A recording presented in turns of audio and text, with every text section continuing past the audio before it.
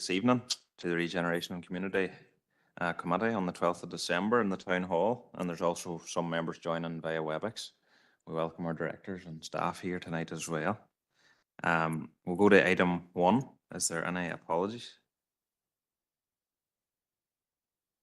Councillor Green. Apologies from Councillor Withers and Councillor McColgan.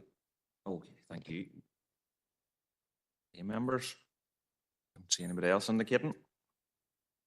Item 2 is the minutes, to sign the minutes and confidential minutes of the previous meeting on the 14th of November.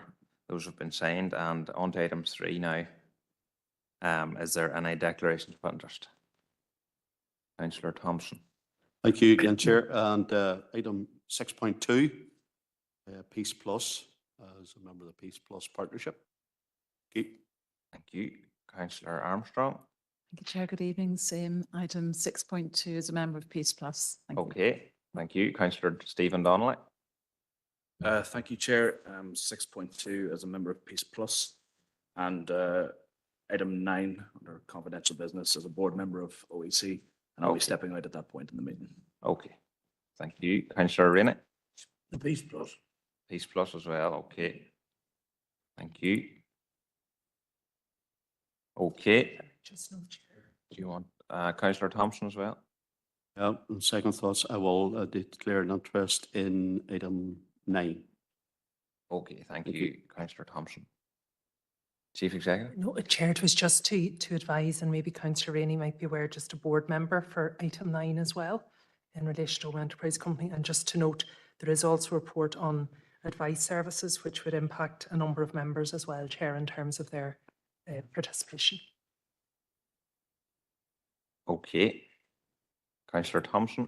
Apologies again, Chair. Member of OMA, or member of the Management Board of OMA Independent Advice Services. That cover 9 and 10, is that correct?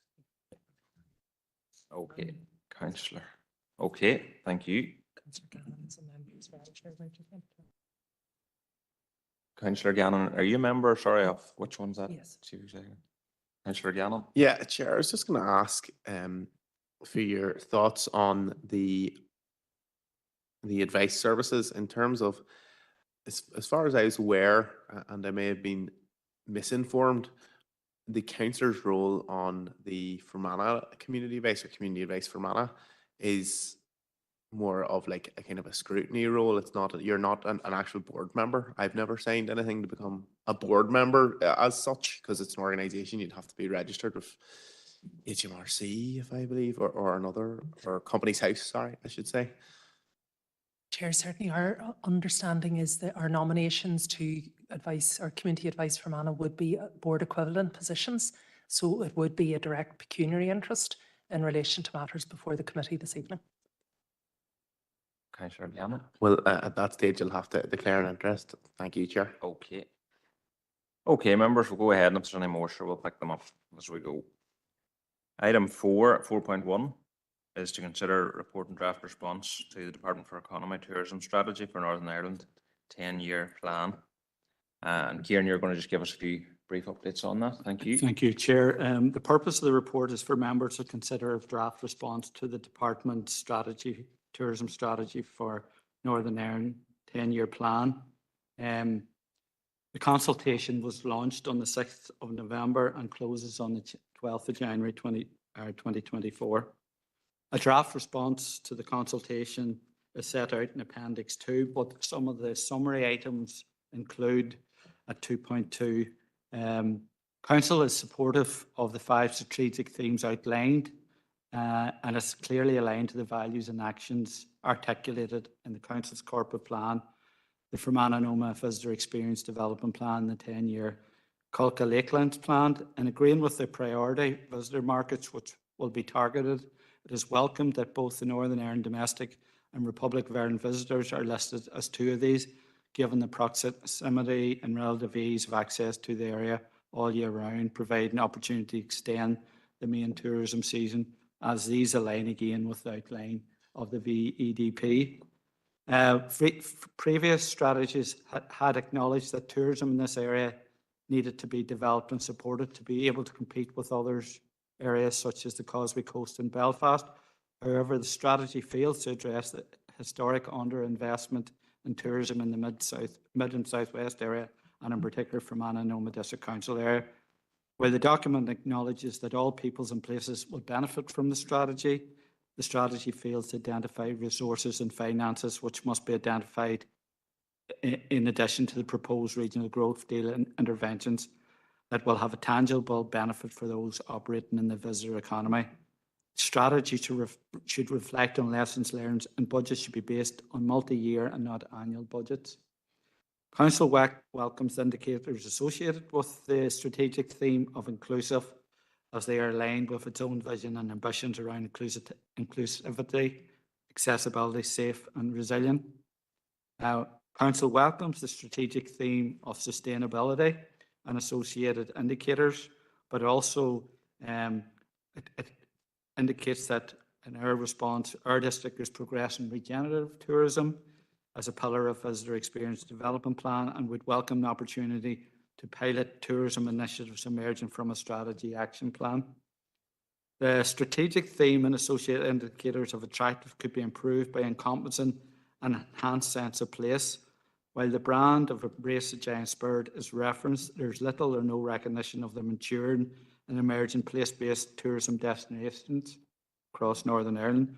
While Council understands the importance in an effective brand and associate marketing strategy, it recognises that continuous development of a visitor-focused infrastructure is of greater importance, will in itself contribute to a thriving visitor economy. Council acknowledges the key theme of collaboration, strongly aligns with Fermanagh and Omagh District Council's environment theme within the community plan.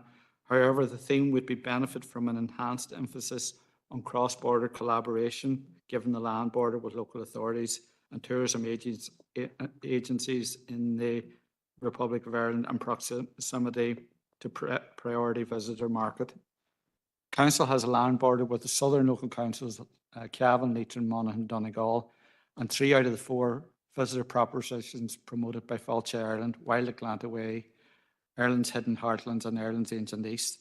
This theme should include a framework to enable all in tourism to collaborate further within the cross borders to the benefit of all people and places. Thank you very much, Kieran, for that. Members have seen the response before us and the recommendation, the draft response to tourism strategy. Have a proposer? Councillor McElduff on WebEx. Hi, thank you very much, Chair. Just to ask, Kieran, I'm sure there's a good reason for it. We have a strong tourism brand as well called Omagh and the Sperrins. Does it get reference in the document? Is it appropriate that it should or shouldn't at this time?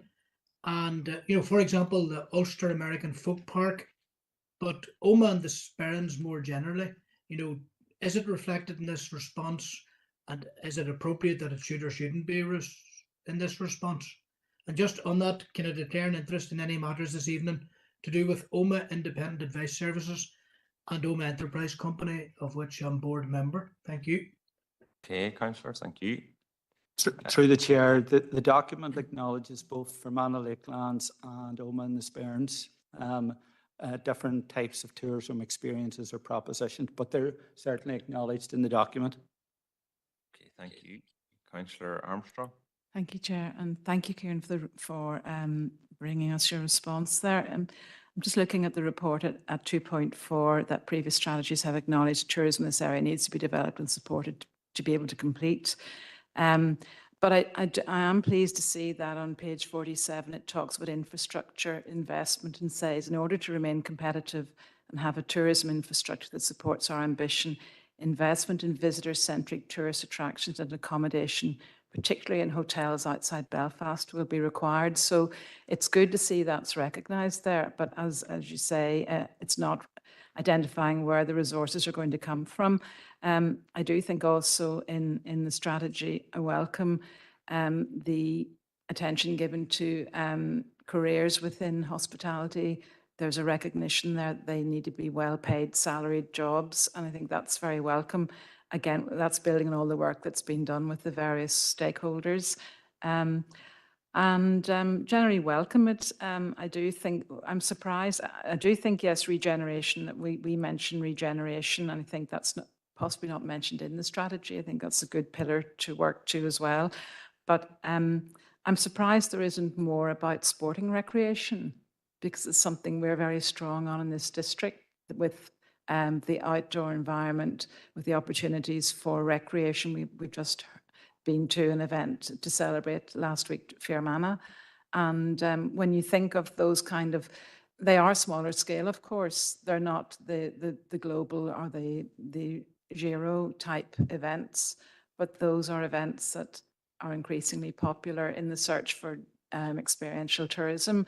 So, but otherwise, I welcome the report. And when is it being submitted, Kieran? It's just in case there's anything else to add to it, please. Thank you.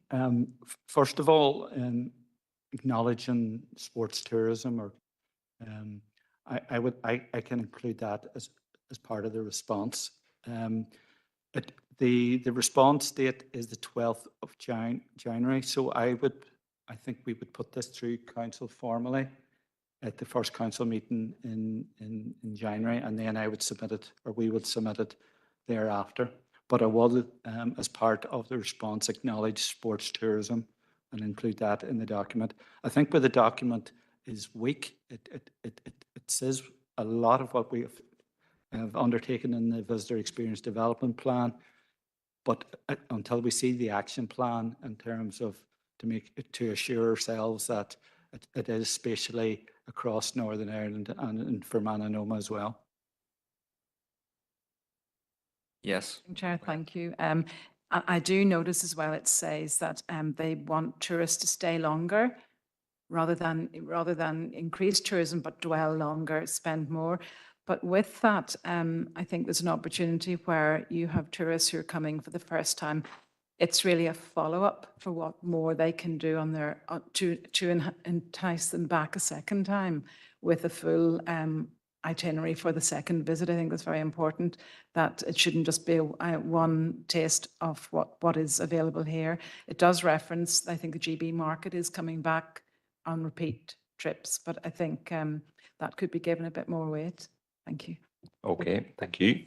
Councillor Devine Gallagher. Thank you, Chair. Just want to raise an issue. Just a constituent has come on to me there about the park, Tower and Gorchin Glens. It's been closed for maintenance work for over 3 months. I just wanted to know, when would that be? Do you have a Plan update, to Chief be opened Executive? again? on?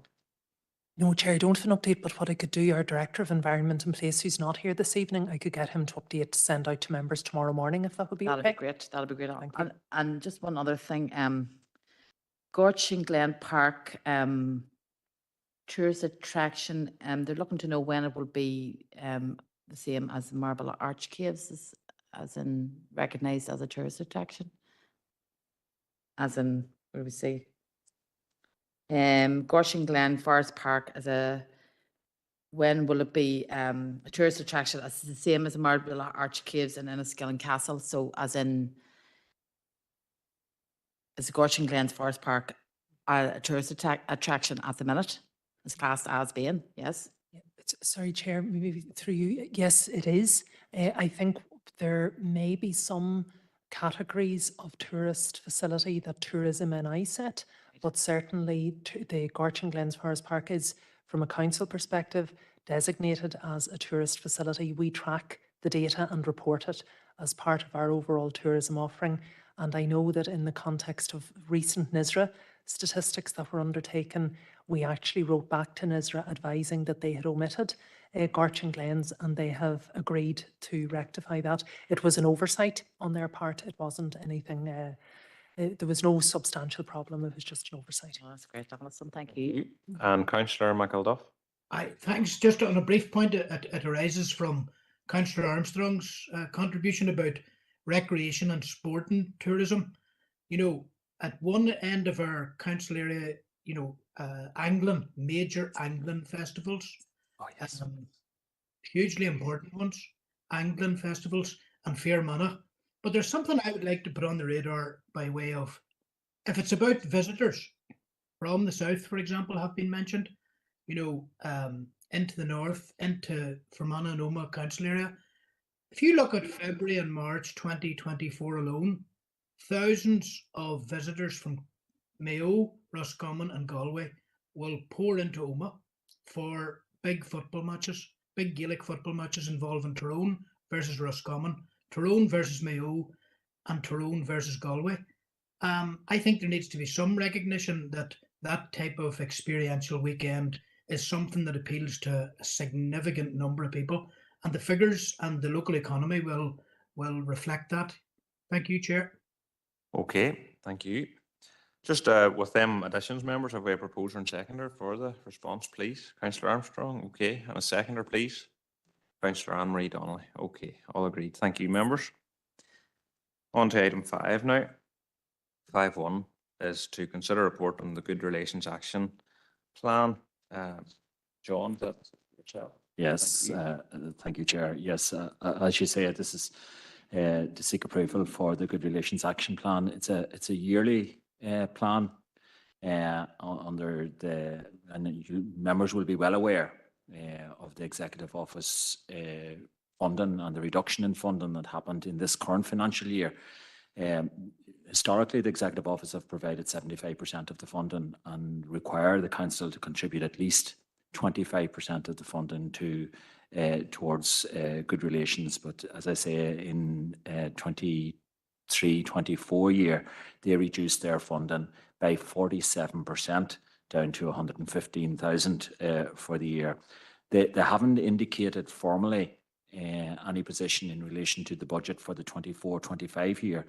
But in conversations with them, they have advised councils to prepare an action plan on a scalable scenario-based approach, which they call, on the basis that the funding may remain the same as what they've notified us, the revised reduction for this current financial year, or indeed for the full amount that historically they notified us of at the start of last year.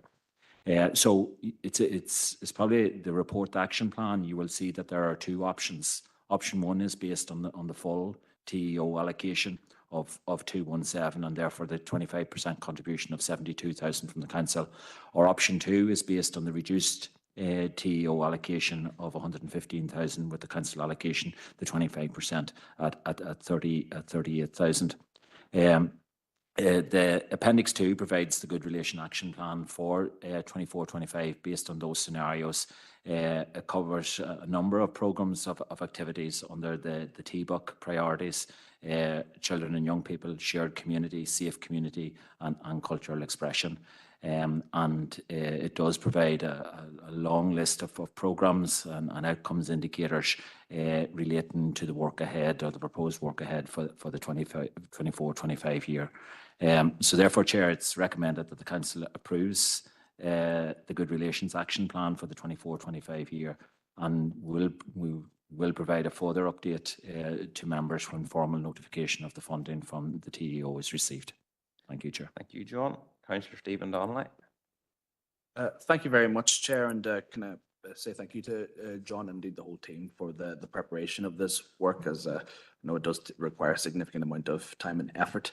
I think that given the utter hatchet job that the Executive Office did do on the Good Relations budget in the context of this year, means that the preparation of option 2 is a reasonable step to have taken. And for me, given the utterly irresponsible way in which this was dealt with previously, I think that it is unacceptable that at this stage that the Executive Office hasn't provided an indication of budget availability. And actually it further typifies the utterly lackadaisical and haphazard way that they have approached good relations, one of the most important tasks that we have to approach as elected representatives. And so I think there are two things very much at the fore here, which is that first and foremost, the Executive Office needs to come forward and clarify that budget availability so that we can plan for the forthcoming year as soon as possible.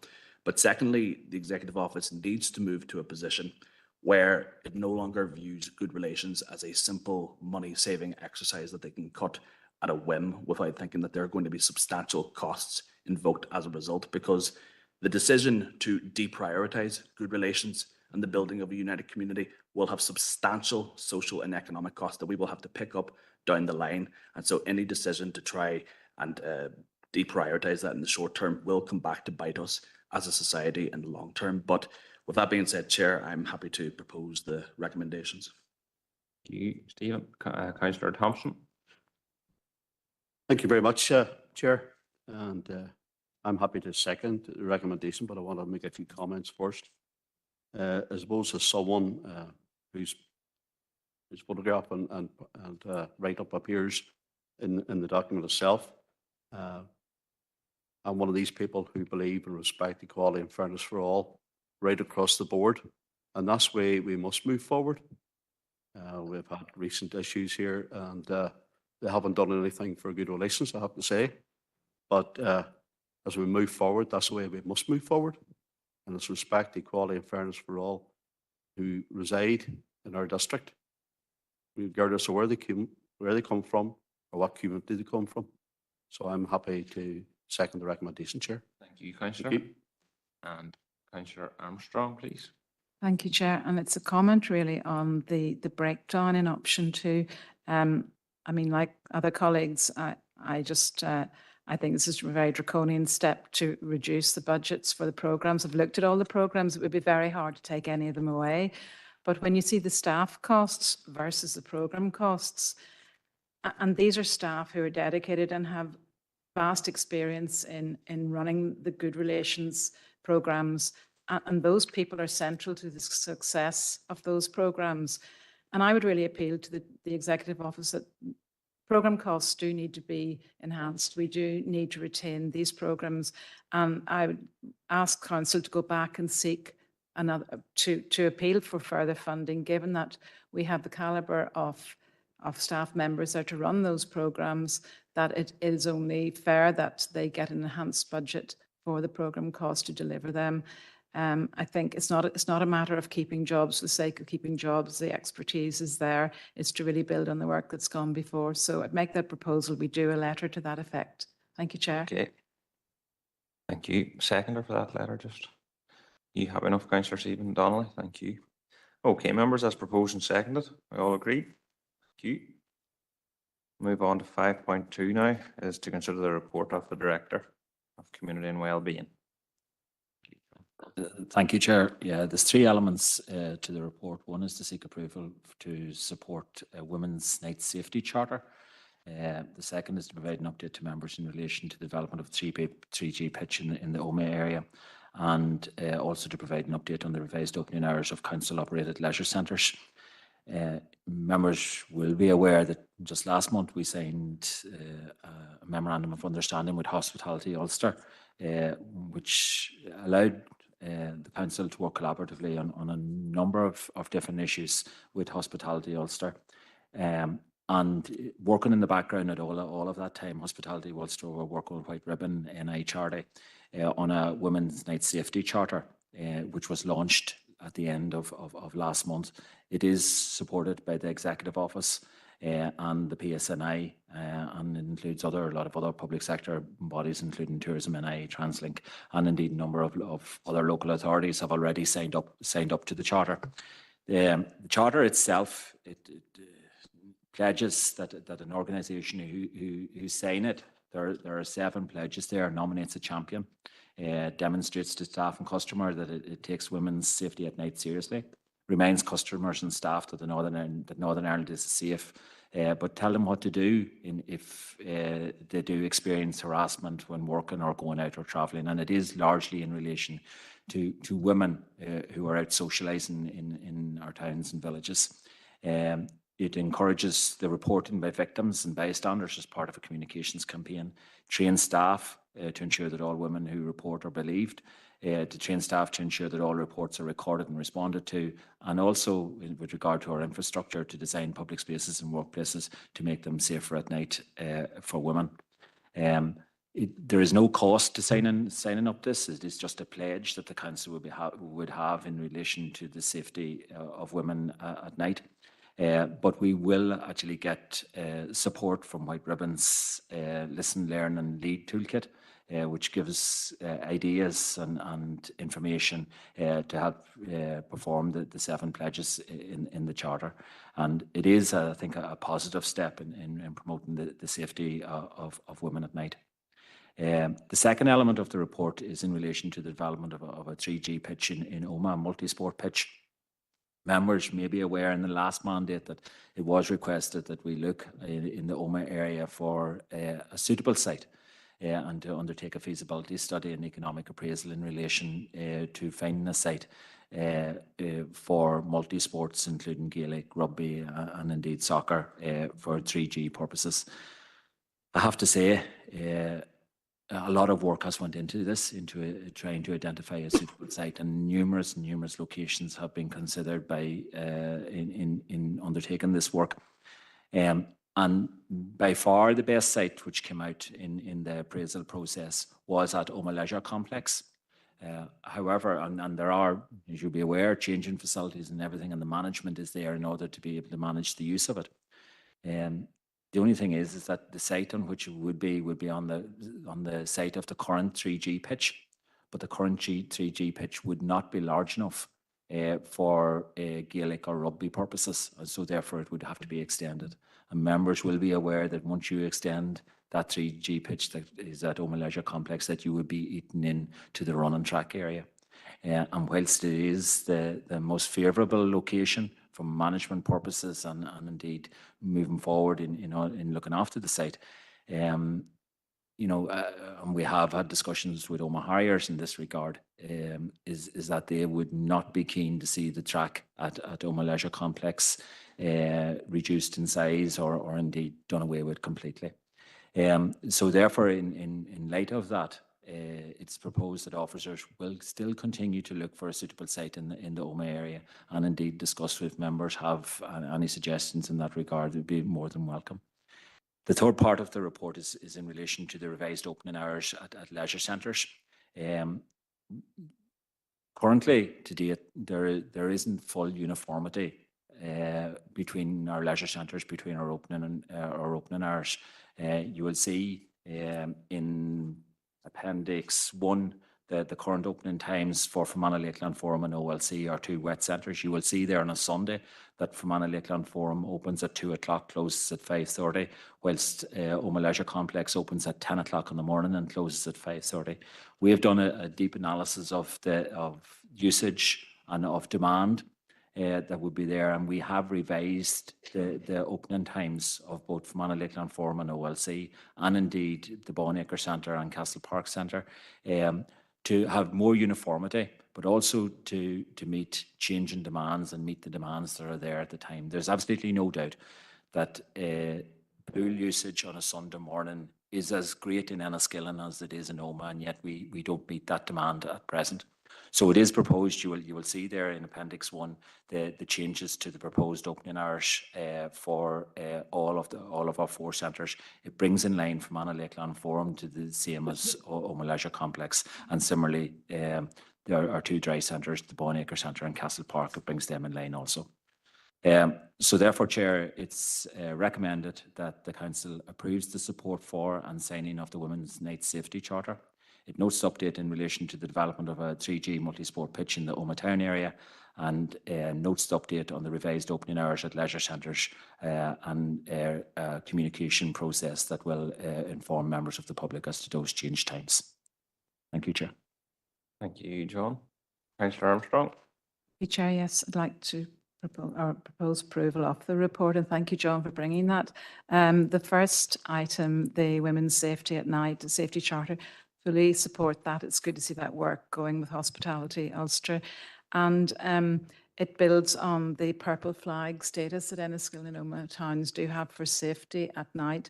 I'm just wondering, the one thing that possibly hasn't been mentioned, if you have women travelling late at night home from a workplace or from socialising, if English isn't their first language, is it something they've considered in a communications there? If you have someone who doesn't speak English as their native tongue, I'd be interested to see what White Ribbon are proposing for that, just as an aside.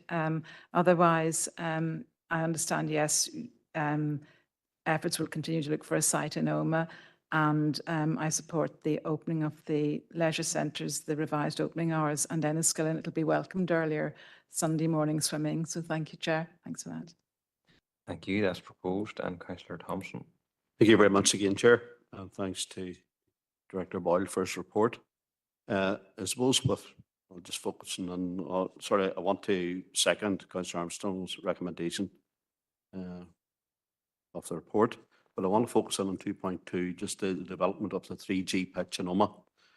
As you know, there has been ongoing issues with the running track, and I'd be particularly take on board what Oma Hires have been saying, and with regard to all of that. And I don't think we need to be losing our running track, what we have there, and certainly we need it upgraded to a standard that is required there.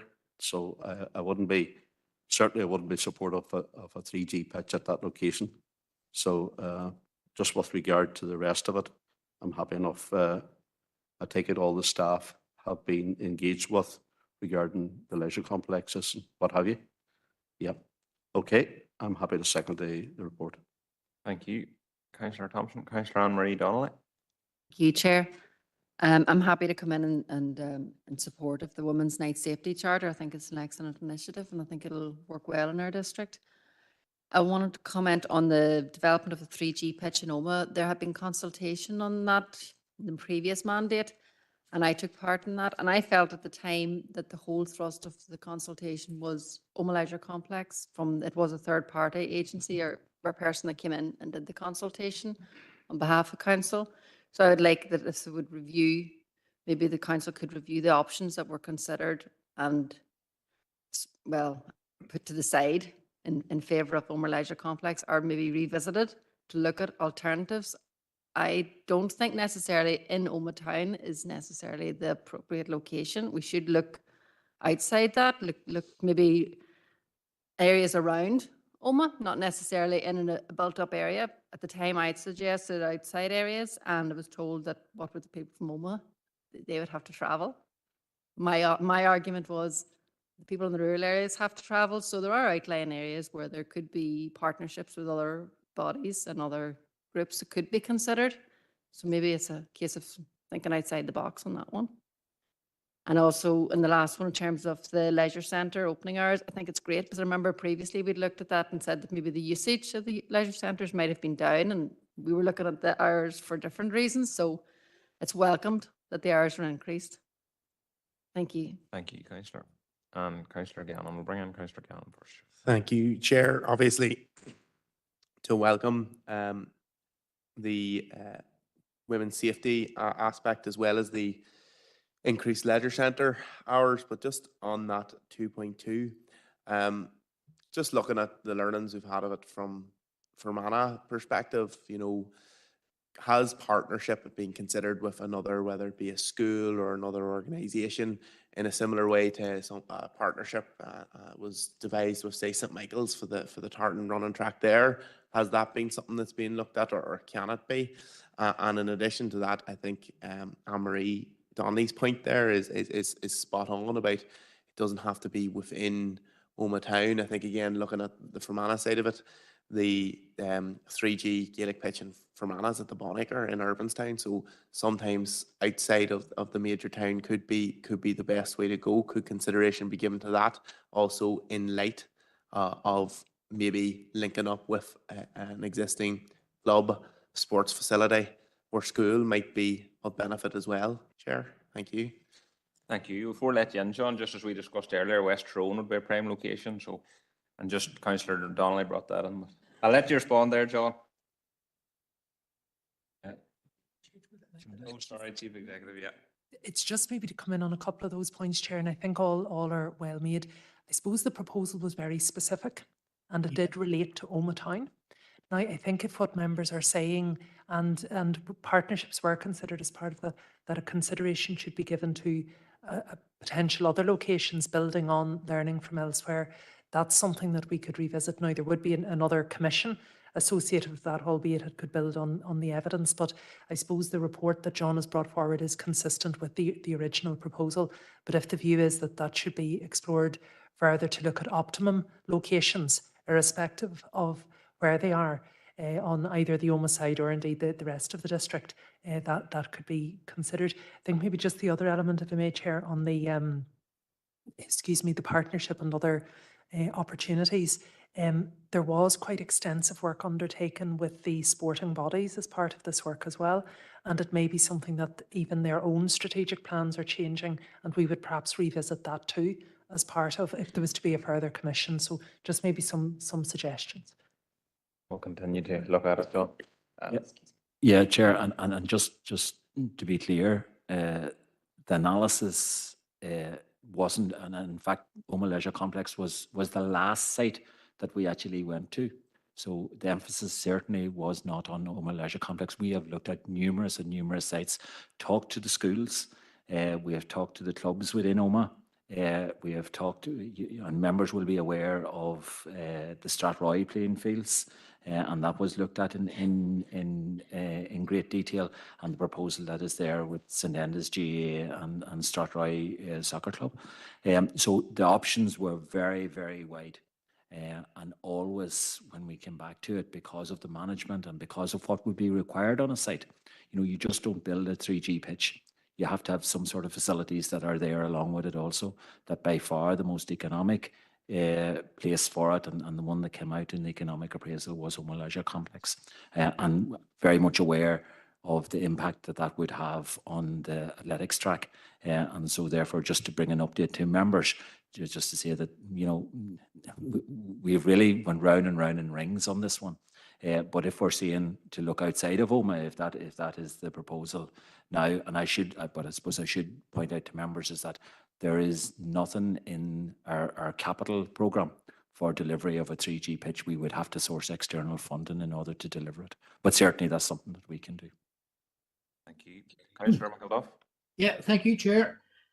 Chair, I'm the member who initiated this and proposed it and won the support of the council in the last mandate, and that's the work that is being enacted at this time.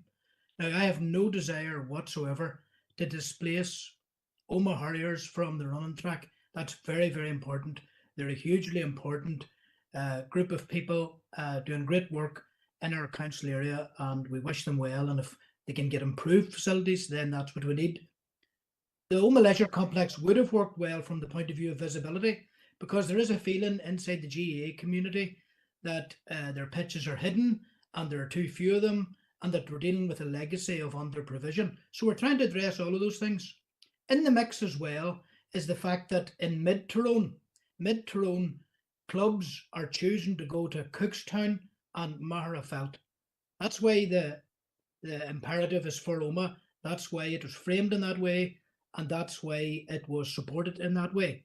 Now, I've been speaking to clubs in the Oma area today, and there will be suggestions coming forward in the month of January of possible partnerships and possible other sites. So I think we stick to plan A. We stick to plan A, and then we examine plan B if plan A doesn't work. So I'd be emphasising no desire at all to displace the runners. They make a valuable contribution to people's health and people's well-being and people's sporting activities. But the demand is highest from the GAA, and a GAA dimension pitch will accommodate both rugby and soccer. And I do acknowledge that you need a professional booking system and all of that. But today I had some interesting conversations with clubs who believe they can meet some of those criteria, and partnership ideas, very imaginative ideas. So I'll leave it at that, Chair. Thank you. Thank you, Councillor. And Councillor Warrington. Thank you, Chair. Well, maybe this is a silly question. I know it was discussed some time ago, but I can't remember what the resolutions was. What about what's happening now with the old Oma Town football pitch, which is not very far away from the leisure centre? Chief Executive, can you clarify that? Yes, certainly, Chair. It's a parkland and passive open space. And indeed, prior to the development of it as parkland, we did look at alternate uses, but that's certainly by far the best use, given its former history as well on that site. So it's a well-used parkland, and we've invested quite heavily in it. Thank you. Okay. Okay, well, we'll hear from this again, John, no doubt, some stage. Thank you, members. We'll get a proposer in second, yep. Okay, we'll move on to item 6 now is Regeneration and Planning Directorate Reports. 6.1 is to note the business case report. Is there anything to say on that, Anne, or can we go to the recommendations, or do you want to Yes. give an update on it there? Well, I can give an update. I suppose 5 business cases have been approved in the last month, and one addendum to the ICT strategy to deal with GIS was also approved. 4 of those projects will be completed in this financial year, and one of them, the OLC soft play area, will be considered for inclusion in the capital programme for the 24-25 financial year as part of the works at OLC. So the report is for noting. Thank you. Proposer and seconder, please, members, for the business case report, paper D. Oh, yes, Councillor Warrington. Don't know what happened there. Sorry, mistake. Okay, just a proposer and seconder, please, members. Councillor Stephen Donnelly and Councillor Rainey. Thank you.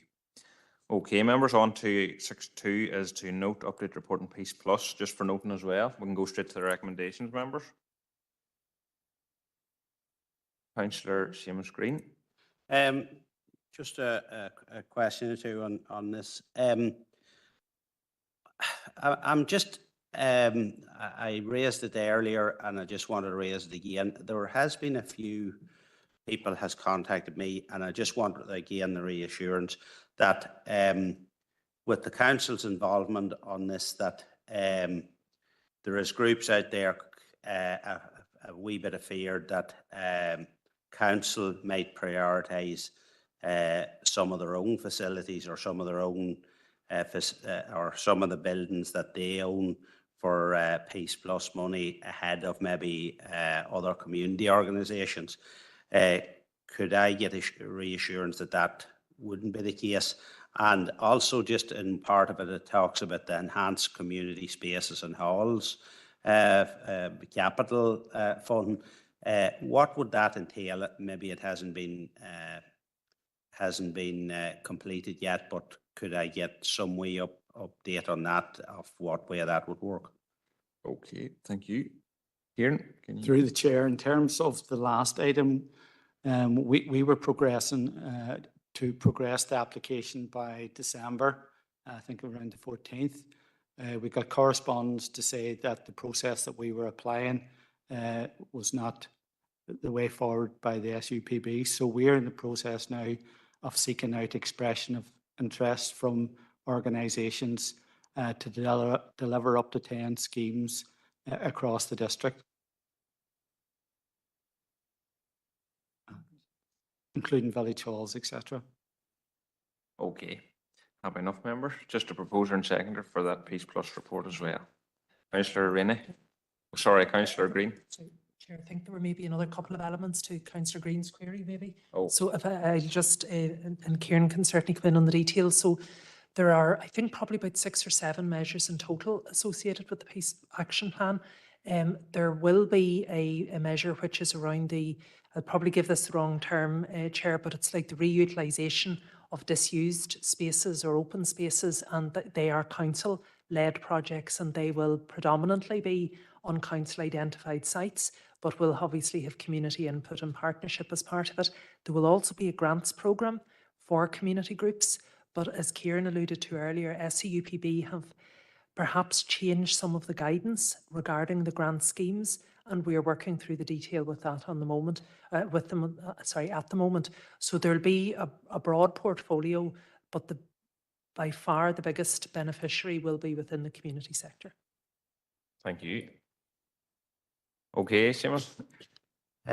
Yeah, and when we say most of them will be council-owned facilities, and that the community would benefit, I would presume that also great care would be taken when that would be a development, that we're not actually undermining other community groups that are providing services by then creating a new layer of facilities doing the same work as already standing facilities in the community.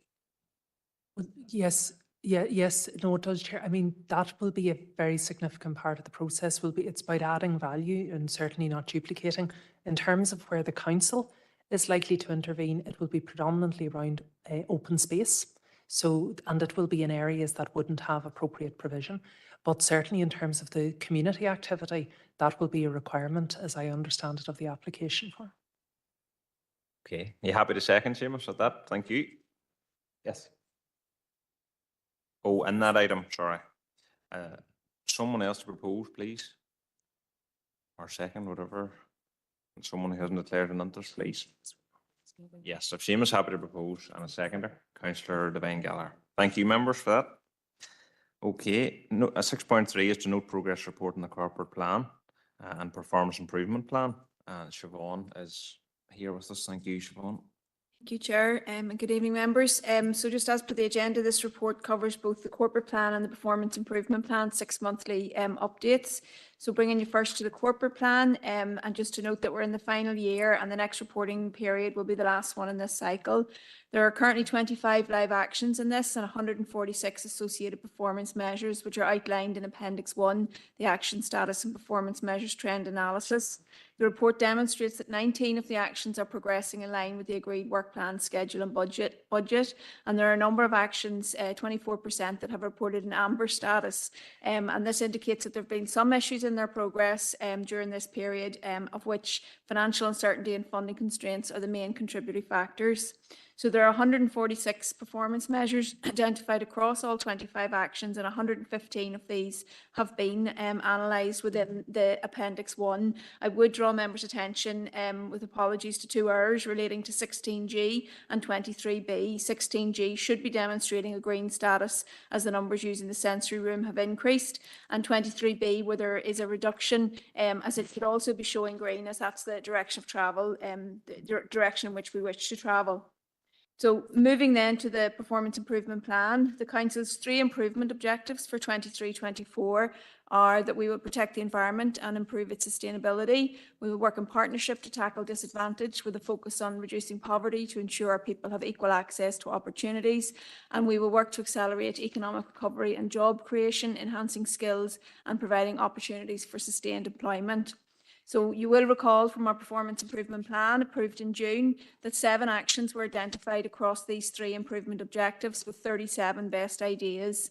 So overall, 94% of the work identified has been progressed as a green status in this reporting period, and the impact of this can be viewed in the Appendix number 2, which is the taking stock report from the 1st of April to the 30th of September. And the information there is provided for the 48 performance measures were available or relevant within the reporting period 1. So each performance measure provides an analysis of the statistics and trends using comparison with annual data provided from the previous year where available, or establishes a comparative 6-month period of data for reporting period 2.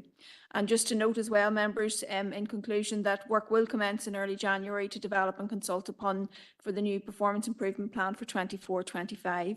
So thanking you, and I recommend both of these reports for noting. Thank you. Best thanks to you, Siobhan. Councillor Armstrong.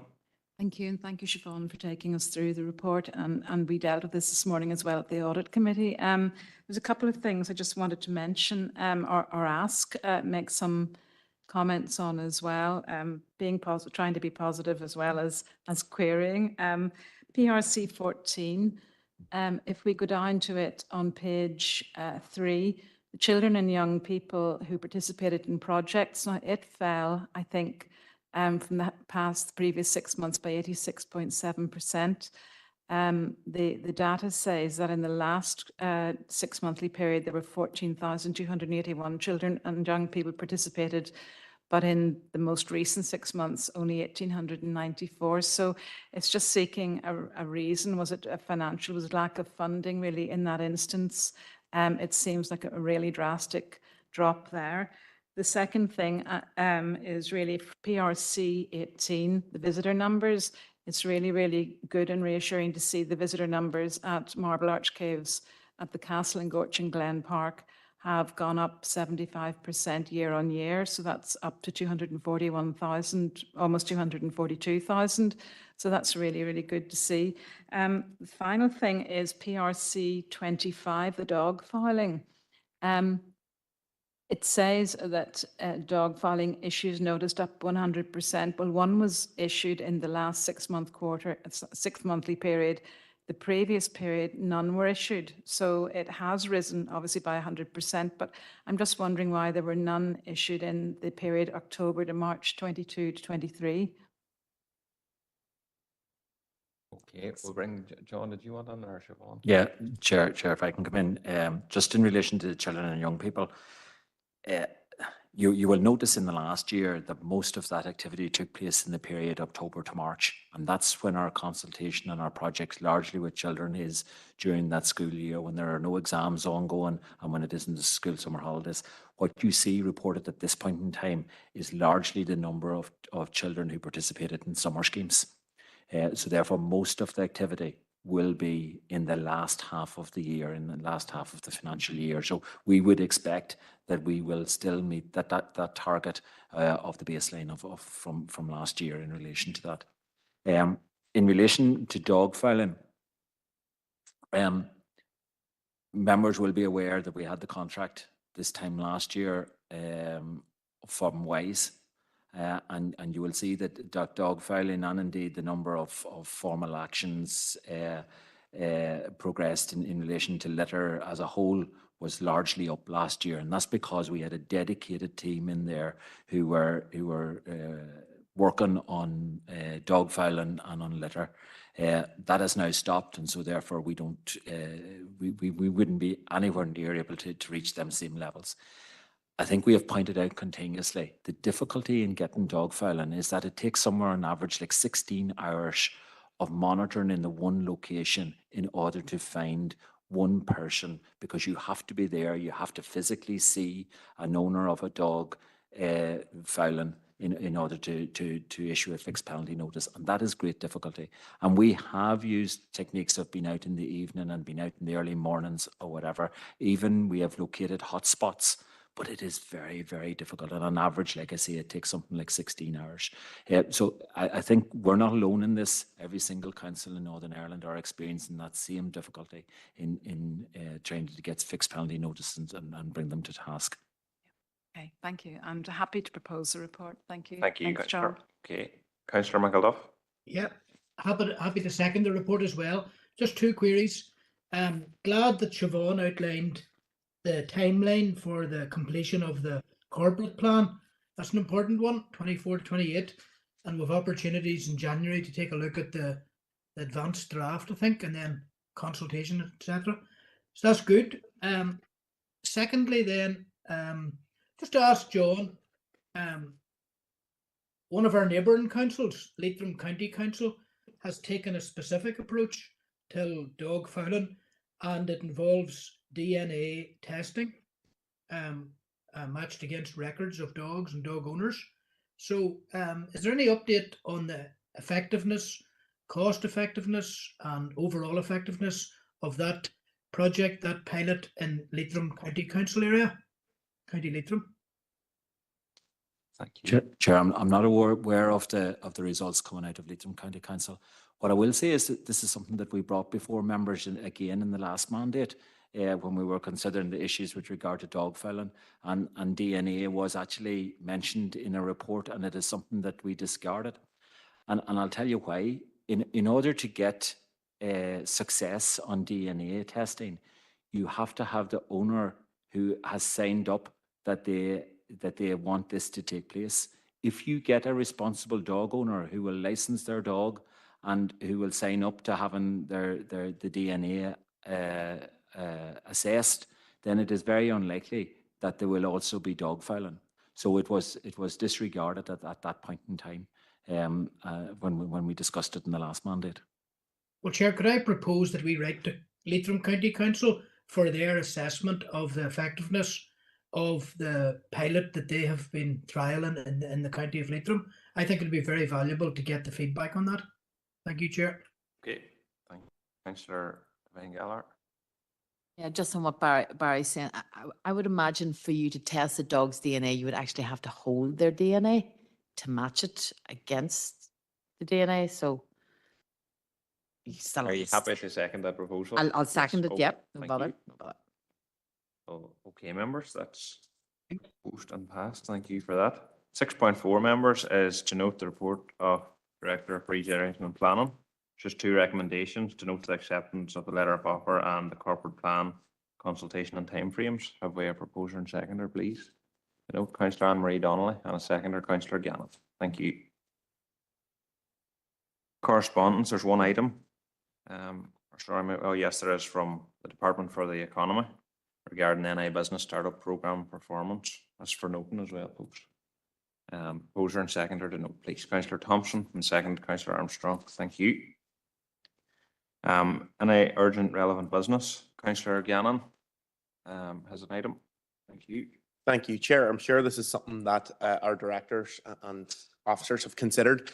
But just looking forward to obviously the new build at the Lakeland Forum about impacts that would have on gym membership.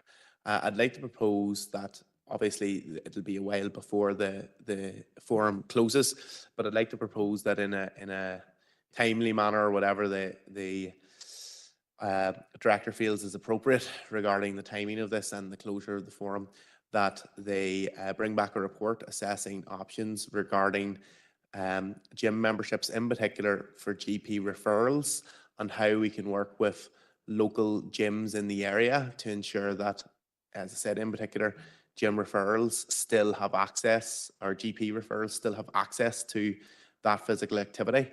And in addition to that, consideration for how we can maintain our own membership, because we obviously look at revenue raising and money and costs.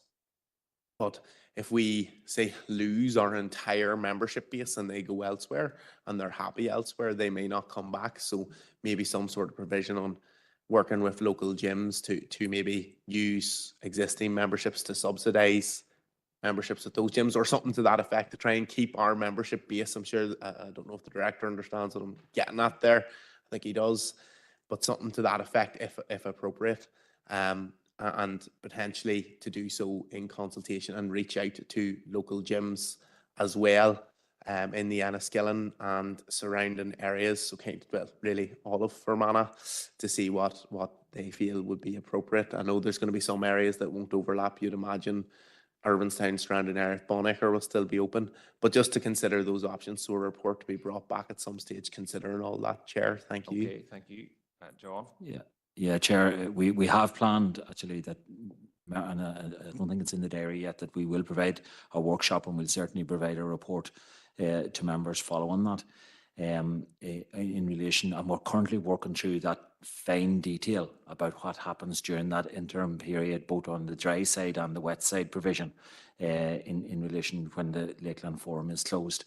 Can I assure members that in relation to the GP referrals, that will be accounted for in-house within Fermanagh and Omagh District Council? That is not a service that we wish to be putting out there to the private sector, because it's very much linked into our current relationship with the GPs and with the trust, and it is something that we will continue to do in-house. In fact, it will be enhanced in my mind, because a GP referral system largely takes place in Enniskillen here. But what we do hope is that it will actually go out into the rural communities now also. And certainly the Castle Park and the Bonacre will be centres for the PARS GP referral system, but also other rural communities also. So we would hope that actually this may be an opportunity to enhance that service that we actually provide. But certainly the provision as a whole for use of the gym and whatever will be brought forward to members in the new year, and a workshop and a report can be brought to committee following that. Okay, thank you. Just a second, members, for that add-on proposal. Councillor Green. Okay.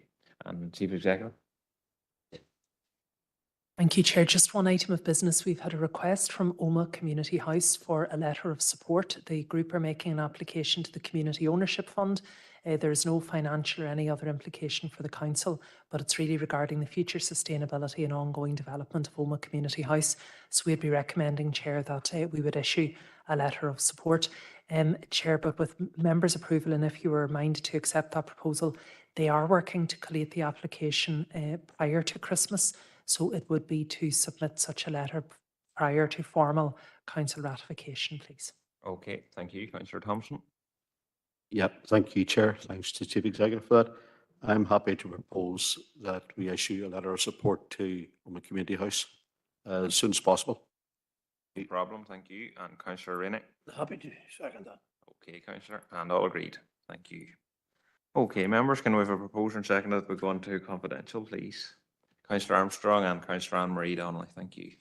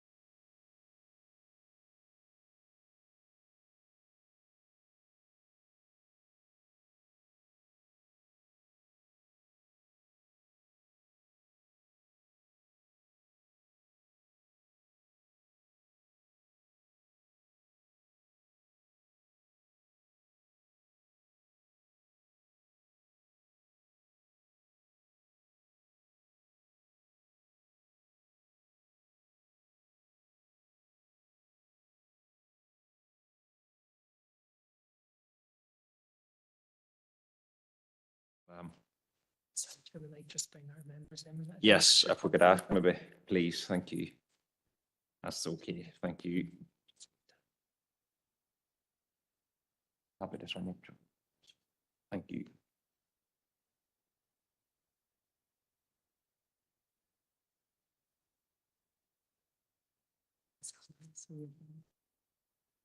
Okay, John, if our director can sum up, please. Thank you, Chair. Yes, during confidential business, members considered 2 reports on funding provision to other organisations and agreed a course of action in relation to each. Proposer and seconder, please. Councillor Anne-Marie Donnelly and a seconder, Councillor Stephen Donnelly. Okay. Thank you, members. That's us come to a close, and we wish you a safe home and, of course, a happy Christmas as well. So we'll see you in the new year. Thank you. Thanks, Mark.